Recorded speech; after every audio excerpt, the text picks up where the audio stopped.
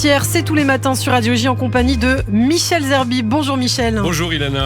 Alors ce matin, vous profitez de l'interruption du procès à Paris que vous suivez depuis 7 mois, le procès du 13 novembre, pour nous parler de l'autre procès en Belgique, le procès BIS, qui s'est ouvert la semaine dernière à Bruxelles. Il faut savoir qu'un tribunal belge est chargé d'établir en effet les responsabilités de 13 hommes et une femme jugés pour avoir apporté une aide, même minime, au commando du 13 novembre à Paris. Exactement Ilana. Alors s'il n'y a pas de procès à Paris, on va quand même parler des attentats du 13 novembre avec ces deux procès qui sont un dossier tentaculaire. La justice belge, en effet, se saisit à son tour du dossier des attentats du 13 novembre, alors que la cour d'assises de Paris juge depuis 7 mois 20 accusés, dont le seul survivant des commandos est Salah Abdeslam. Eh bien, ce tribunal belge, lui, doit établir les responsabilités de 13 autres hommes et une femme. Ils comparaissent à Bruxelles pour avoir apporté une aide, même minime, vous l'avez dit, aux terroristes. Alors, une question, Michel, pourquoi un deuxième procès ? Oui, c'est sûr que c'est la question qui se pose, parce que les attaques en France revendiquées par le groupe État islamique, Daesh, ont été préparées en bonne partie depuis le territoire belge, où la cellule djihadiste disposait d'une demi-douzaine de planques. Les personnes mises en cause dans cette procédure ont été écartées de celles instruites en France. Elles sont soupçonnées en effet de faits d'une gravité moindre que ceux jugés en ce moment par la cour d'assises spéciale de Paris.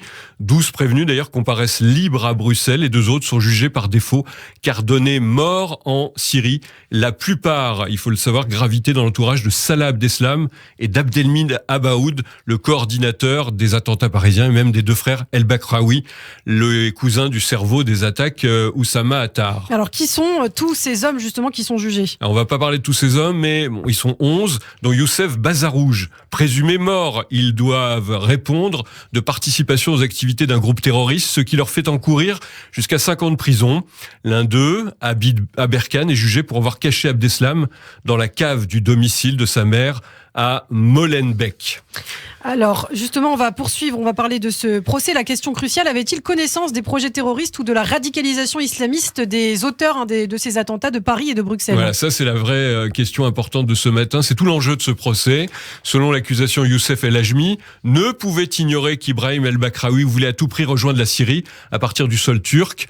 C'est ce que dit l'avocat Michel Boucha, qui est l'un des avocats des prévenus. Il a dit ça à l'agence France Presse. Et parmi les prévenus figure aussi Ibrahim Abrini. C'est le frère de Mohamed Abrini, l'homme au chapeau des attentats de Bruxelles, jugé à Paris. Il est poursuivi, lui, pour avoir fait disparaître des éléments compromettants pour le groupe terroriste, dont un ordinateur.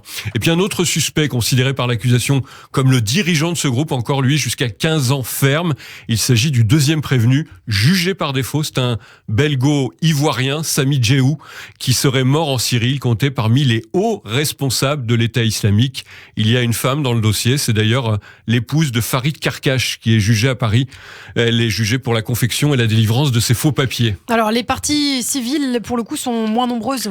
Oui, Ilana, 7 personnes se sont constituées parties civiles au procès, contre plus de 2000 à Paris dans la procédure française.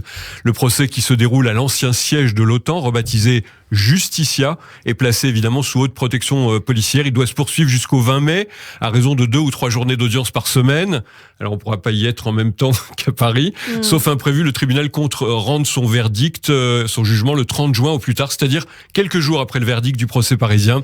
La justice belge, il faut le rappeler, n'aura pas fini avec le dossier des attentats, puisque le procès des attaques de Bruxelles, qui ont fait 32 morts et plus de 300 blessés, doit s'ouvrir, lui, en octobre prochain, au Justicia. 6 des 20 accusés du procès de Paris y seront. Et puis, il faut le dire, Daesh continue en ce moment à menacer l'Europe d'autres attentats, d'où l'importance de ce petit procès entre guillemets bis pour dissuader peut-être les futurs candidats aux crimes terroristes. Merci beaucoup Michel Zerbi, la chronique judiciaire qu'on retrouve au quotidien sur Radio J, et on vous retrouve demain Michel.